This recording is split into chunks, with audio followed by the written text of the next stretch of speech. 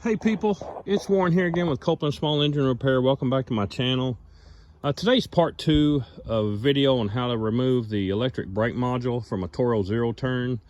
My other video kind of showed you how I made the little mechanical brake lever to do that.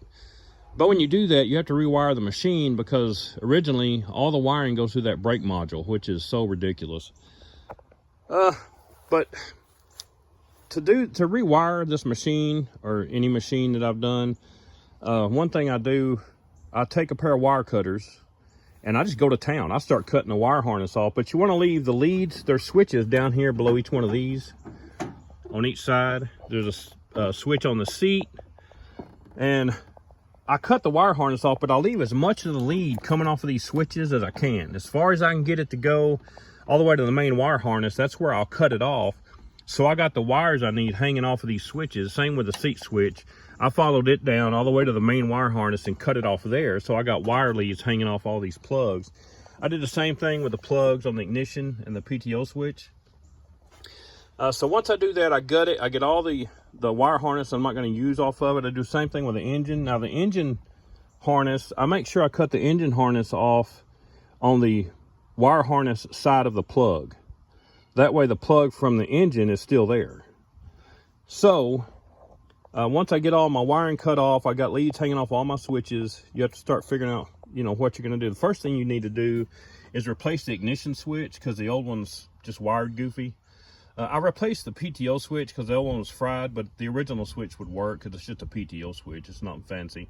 But I bought a new ignition switch. I bought a new seat switch because I needed the seat switch to work opposite of the way the original one did. The original switch, when you got out of the seat, the circuit was open.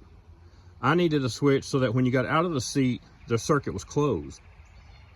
Another problem I had was the switches that are on these, I needed those to work backwards too. And the way they are originally, when they are pushed out, they have continuity, but when you pull them in, they lose continuity. The circuit opens. And I needed them to work opposite of that. And you can do that with a 5-pin relay. Here's how I did that.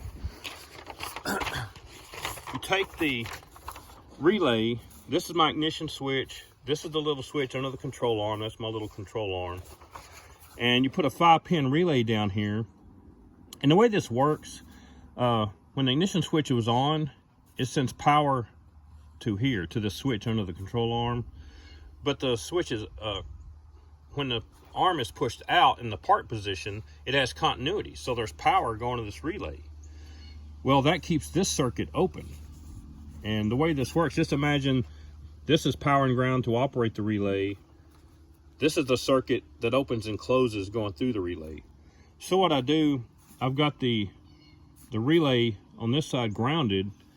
So when you move this lever up here and this switch opens and it takes power away from the relay, this circuit closes and this ground goes through here. It takes continuity through here to the brake and into the ignition coils. And depending on if the brake button is pushed in or not, will kill or let the engine run. But that's how I used a 5-pin relay to make this switch work opposite of what it did originally.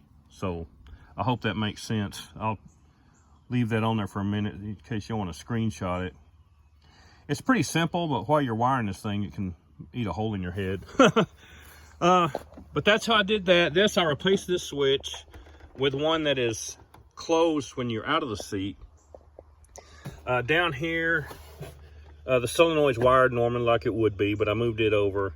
This switch here has 2 circuits going through it. And the way these interlock switches work is when this is pushed in, 2 of these contacts have continuity and 2 of them are open. When you open it, the 2 that were open close and the 2 that were closed open. So it works in 2 different ways. So these switches up here and the seat switch are wired through this switch to the ignition coils to make this thing operate like it did originally. If you're working on your own equipment, you can do whatever you want, but if you're working on equipment for a customer, for the public, you need to make sure 2 things happen. If an operator is in this seat and the brake is off, if they come out of that seat, that engine needs to die. If they want to bypass that, let them do it themselves. Don't let it leave your shop like that. You make sure that seat switch works when it leaves your shop. Another thing that needs to happen, if the operator is in the seat and the engine is running, if the brake is on and they try to move one of these levers in, the engine needs to die. And that protects the brake mechanisms on the transmission. Because if you don't have it so that it dies, if they pull these in when the park brake is on, they're going to tear up the brake mechanisms the first week they have this thing back, and their brake's not going to work. And some people are like, well, you don't need brakes on a lawnmower. Well, if you haul this thing around a lot on a trailer, it's a lot nicer if the brakes work, so the thing's not slamming around. You don't have to put a strap on it every time you load it on your trailer. But that's pretty much what I did to rewire this thing. I'm not going to go into a lot of great detail about it because it'd take forever. I mean, you either know how to wire one or you don't. But the switches I bought are right here. This is the list of all the switches I bought. They're made by Stens. It's just an aftermarket company.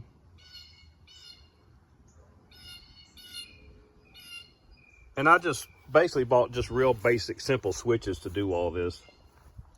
But that's pretty much it. Thank you for watching. I appreciate everybody. Leave your comments below. Catch me later.